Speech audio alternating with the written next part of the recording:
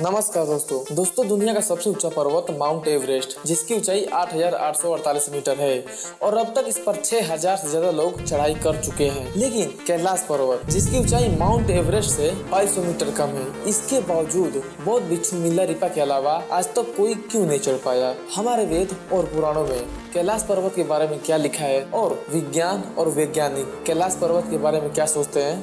दोस्तों, हम इन्हीं सभी सवालों का जवाब ढूंढने की कोशिश करेंगे, तो बने रहिए ये वीडियो में अंत तक।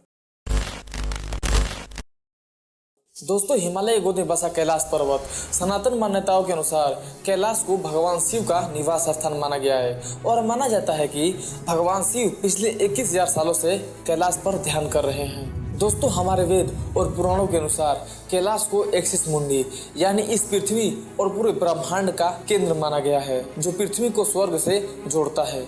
और दोस्तों, महाभारत के महाप्रथमिया पर्व में लिखा है कि कुरुक्षेत्र युद्ध के बाद पांडवों ने अपनी पत्नी द्रौपदी समेत संन्यास ले लिया और संन्यास का यह सफर उन्हें हिमालय पहाड़ों के बीच ले आया। और इसी सफर हिमालय से युधिष्ठिर को छोड़ एक एक कर सभी पांडव मृत्यु को प्राप्त हो गए। और ऐसा माना जाता है कि एक कुत्ते ने युधिष्ठिर के साथ स्वर्ग की सीढ़ी यही से चढ़ी थी। और एक रिपोर्ट के अकॉर्डिंग 2 ब्रिटिश माउंटेनर ह्यूंग एंड विल्सन ने कैलाश पर चढ़ने का एक आसान रास्ता ढूंढ लिया, लेकिन भारी स्नोफॉल और अनक्लियर घटनाओं ने उन्हें वापस आने पर मजबूर कर दिया। दोस्तों, ऐसा क्यों होता है? जब भी कोई कोशिश करता है चढ़ने की, तो अचानक मौसम में बदलाव के कारण उन्हें वापस आना पड़ता है और न जाने कितने लोगों को अपनी जान गंवानी पड़ती है। रास्ता जानने के बाद भी वह क्यों नहीं चढ़ पाए? दोस्तों, आप इसे क्या कहेंगे, इत्तेफाक या कोई शक्ति? यदि आपको पता हो तो कमेंट बॉक्स में जरूर बताएं।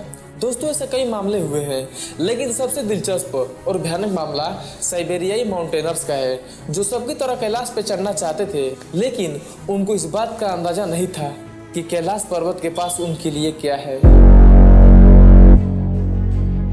ये बिना सोचे वो पहाड़ पे चढ़ने लगे।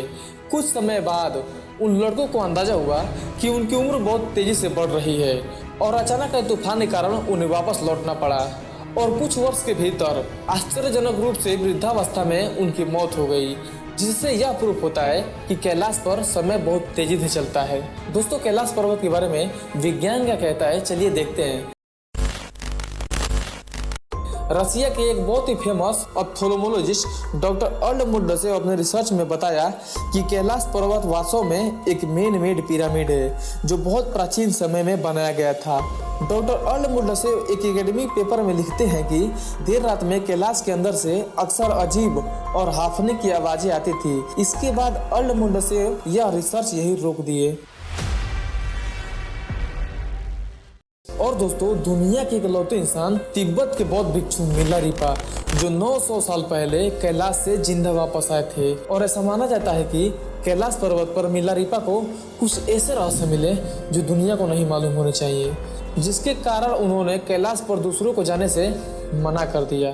दोस्तों, अब तक आपने इतना धैर्य से सुना, आपका आभार।